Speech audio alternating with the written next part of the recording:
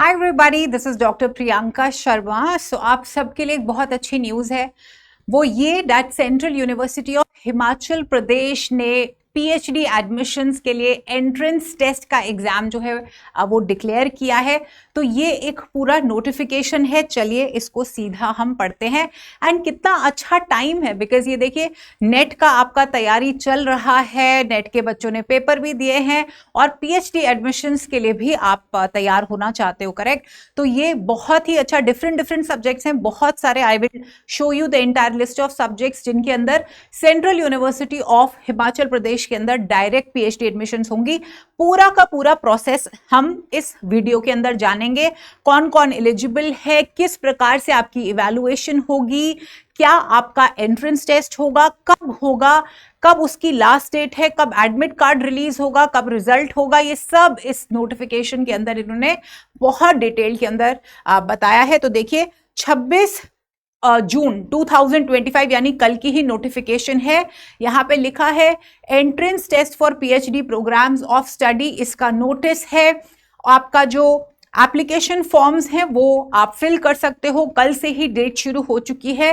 15 जुलाई तक एडमिशन्स के लिए आप फॉर्म्स भर सकते हो। Admissions in the sense for PhD entrance test. और इसके साथ यहाँ पे लिखा है कि आप यहाँ पे इस एंट्रेंस टेस्ट में तभी अप्लाई कर सकते हो अगर आपके पास 55% मार्क्स हैं पीजी एग्जाम के अंदर, और जो नॉन क्रीमी लेयर्स हैं, right, like SC ST OBC category, 5% उनके लिए रिडक्शन है, राइट, रिलैक्सेशन है। अब यहाँ पे बोला गया है कि पीएचडी एडमिशन के लिए आपको एक एंट्रेंस टेस्ट देना होगा, और वो एंट्रेंस टेस्ट एग्जैक्टली नेट का जो सिलेबस है उसको फॉलो करेगा, जिसमें से 100 क्वेश्चंस अप्रोक्सीमेटली होंगे। 50 क्वेश्चंस रिसर्च से होंगे और 50 क्वेश्चंस आपके सब्जेक्ट रिलेटेड होंगे। सिलेबस क्या है? नेट वाला पेपर 2 का, रिसर्च 50% एंड 50% सब्जेक्ट स्पेसिफिक। अब वो एलिजिबिलिटी के लिए क्या बोल रहे हैं कि जो एप्लीकेंट है वो यूजीसी नेट या यूजीसी नेट जेआरएफ होगा। जेआरएफ वालों ज्यादा डरो मत, ये सब क्लियर करने वाले हैं, आपको ज्यादा चिंता करने की जरूरत है नहीं, ठीक है। बताती हूं आपको। जेआरएफ एलिजिबल अगर आप हो, किसके लिए? For for getting admission in PhD. UGC net अगर आपने पीएचडी के लिए क्वालिफाई किया होता है, कई होते हैं ना जो बच्चे ओनली फॉर पीएचडी के लिए होते हैं सिलेक्ट, वो भी अप्लाई कर सकते हैं। बाकी डिपेंडिंग अपॉन सब्जेक्ट आपका क्या है, CSIR, net, JRF, ICMR, DBT, slate, teacher fellowship, जिनके पास एमफिल है वो भी अप्लाई कर सकते हैं। अब ये जो पीएचडी प्रोग्राम है ये 2 स्टेजेस के अंदर जो है वो कंडक्ट होगा। सबसे पहले होगा एंट्रेंस टेस्ट, जो कि होगा बच्चे क्वालिफाइंग, ठीक है।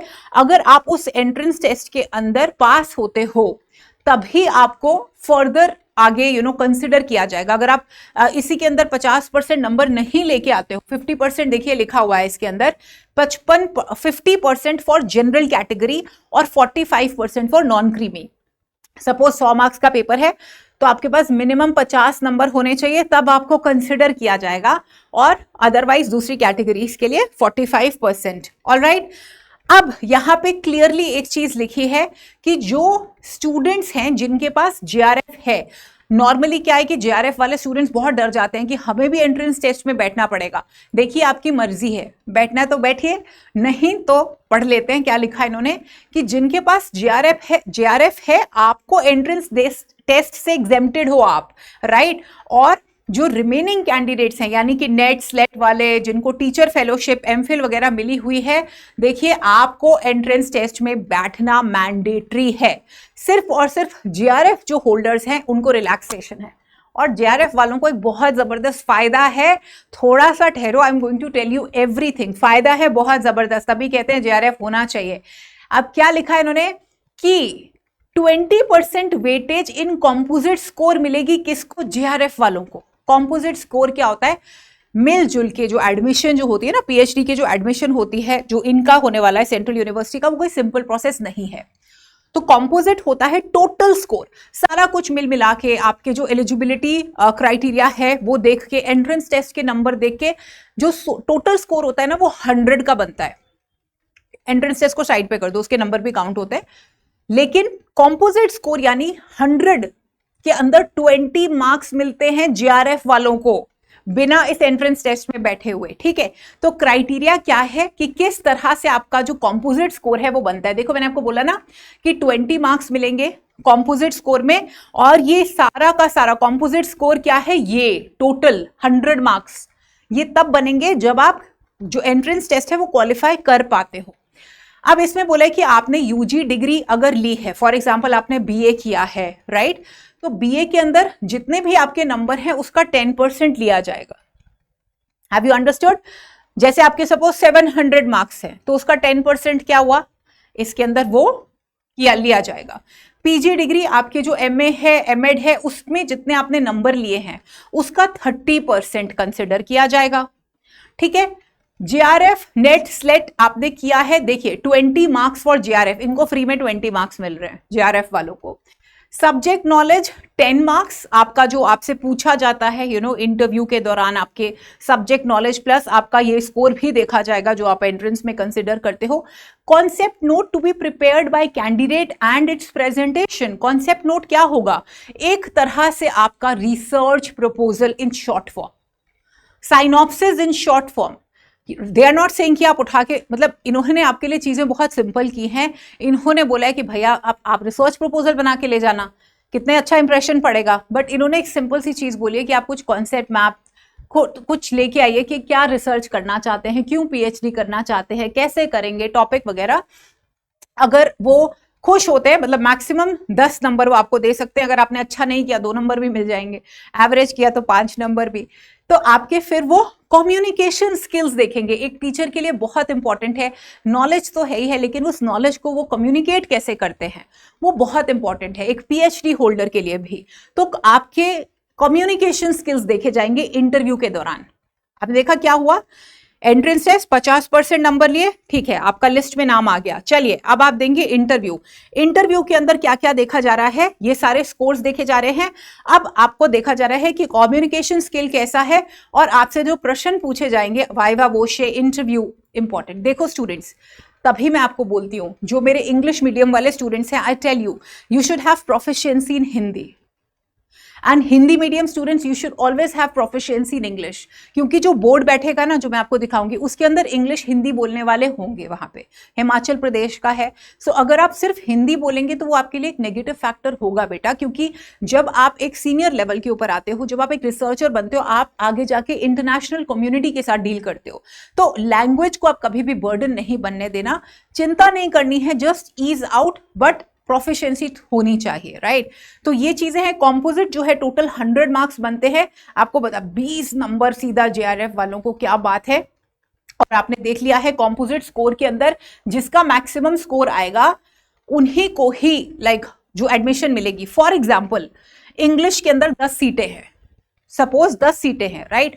किसी का स्कोर आता है 90, 95, तो टॉप के जो स्कोरर्स होंगे, टॉप के जो 10 बच्चे स्कोर करेंगे कॉम्पोजिट स्कोर में, उन्हीं को ही सिलेक्ट किया जाएगा, बाकियों को नहीं किया जाएगा। तो बहुत ही ट्रांसपेरेंट प्रोसीजर है। आप देखो, बहुत बारी हम लोगों को बोल देते हैं ना कि जैसे जो फैकल्टीज हैं, कभी कभी हम बोर्ड के ऊपर क्वेश्चन मार्क रेस कर देते हैं कि सिर्फ वाइवा अगर करेंगे तो ये हेर फेर कर सकते हैं। इट्स वेरी नेचुरल, हम लोग कहते हैं ये सब, बट इन्होंने बहुत ट्रांसपेरेंट रखी हैं चीजें। देखिए, कम्युनिकेशन स्किल के लिए 10, इंटरव्यू के लिए 10, और सबसे ज्यादा देखिए यहाँ पे आपके यूजी को भी उतना वैल्यू, पीजी को 30% वैल्यू दी जा रही है। तो बहुत अच्छा प्रोसेस है इनका। ठीक है, ये आपको मैंने बता दिया है। अब जो आपका इंटरव्यू लेने के लिए बैठते हैं बोर्ड, उसके अंदर कौन कौन बैठेगा, आपका जो भी एचओडी है, अगर एजुकेशन के हैं आप स्टूडेंट तो एचओडी बैठेंगे एजुकेशन के, जितने भी प्रोफेसर्स हैं उस डिपार्टमेंट के, जितने भी एसोसिएट प्रोफेसर हैं, जितने भी असिस्टेंट प्रोफेसर हैं मेनली, राइट। प्रोफेसर सारे बैठेंगे, कुछ एसोसिएट और फिर असिस्टेंट प्रोफेसर बैठेंगे, और रिजर्वेशन के हिसाब से ही आपकी जो सीट्स एलोकेशन होंगी। अब आप देख सकते हो कि कौन कौन से सब्जेक्ट्स के अंदर ये होने वाला है। हिमाचल प्रदेश केंद्रीय विश्वविद्यालय बिजनेस स्कूल, इसकी टोटल सीट्स जो हैं वो 5 हैं। डिवीजन देख लीजिए, ठीक है, 2 अनरिजर्व्ड कैटेगरी की हैं, 1 ओबीसी एससी एसटी। मुझे बहुत अच्छा लगा the way they have kept it so clear. Department of commerce है, टोटल सीट इसकी 1 है, ठीक है। यहाँ पे टोटल नंबर ऑफ सीट्स लिखा है और यहाँ पे लिखे हैं आपके डिफरेंट कैटेगरी। आपके साथ हम ये शेयर कर देंगे डॉक्यूमेंट, आप देख लीजिएगा आराम से। हिंदी की सीट्स हैं, इंग्लिश की हैं, इंग्लिश की टोटल 9 सीटें हैं, संस्कृत की 1 है, पंजाबी की 1 है, journalism mass communication 1, new media की 3 है। अरे भाई मेरे एजुकेशन वालों, 6 सीटें हैं भाई, और तुम लोग ऐसे बोलते रहते हो मैम हमारी सीट्स देखो तो सही। देखो अभी एक जहां पे 1 2 3 है वहां पे तुम्हारी 6 भी हैं। टूरिज्म ट्रैवल वालों की 9 है, क्या बात है। Ecological adventure health cultural tourism वालों की 5 है। डिपार्टमेंट ऑफ एनवायरमेंटल साइंस की 3 है, रिमोट सेंसेस की 4 हैं, जियोलॉजी की 4 हैं, प्लांट साइंस की 2 सीट्स हैं, सोशल वर्क की 11 सीट्स हैं, कंप्यूटेशनल बायोलॉजी की 12 है, कश्मीर स्टडीज की 6 हैं। इमेजिन कितना अच्छा है, ये नए डिपार्टमेंट्स खुल रहे हैं, बहुत ही बढ़िया। दीनदयाल उपाध्याय स्टडीज की 5 हैं, अंबेडकर स्टडीज की 2 सीट्स है, Ramanuja department of mathematics information, ये सारा का सारा डिटेल दिया हुआ है। कंप्यूटर साइंस की 3 सीटें हैं, विजुअल आर्ट्स की 1 है, फिजिक्स एस्ट्रोनॉमिकल की 16 है, नैनो साइंस की 21 है, केमिस्ट्री की 1 है, योगा की 9 सीट्स हैं, टोटल 167 अक्रॉस 31 सब्जेक्ट्स, ठीक है। और भी है भाई, बहुत क्लैरिटी दी है इन्होंने।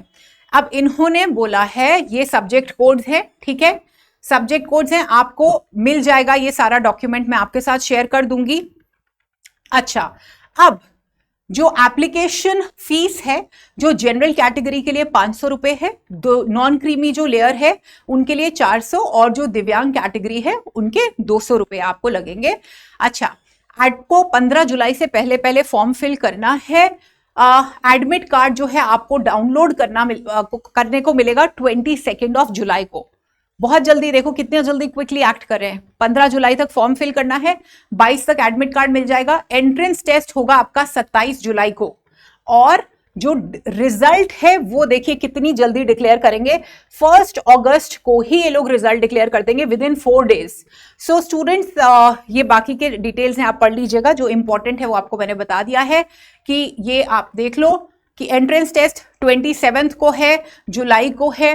तो प्लीज कहना नहीं चाहिए किसी टीचर को, बट फिर भी हम कह रहे हैं, क्या बोले अब, कि आपका जो नेट का ले चल रहा है, प्लीज उसको ढंग से पढ़ते रहिए।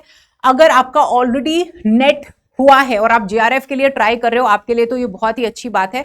Appear in the entrance test exam. जिनका ऑलरेडी जेआरएफ हो चुका है, आपकी तो बल्ले बल्ले है, 20% नंबर मिल रहे हैं कॉम्पोजिट के अंदर। So what are you waiting for? Go appear, okay, and wish you all the very best. Net का भी एग्जाम हुआ है और पीएचडी एडमिशन शुरू हो गई है. So take care of yourself till I meet you in the next lecture. Bye bye.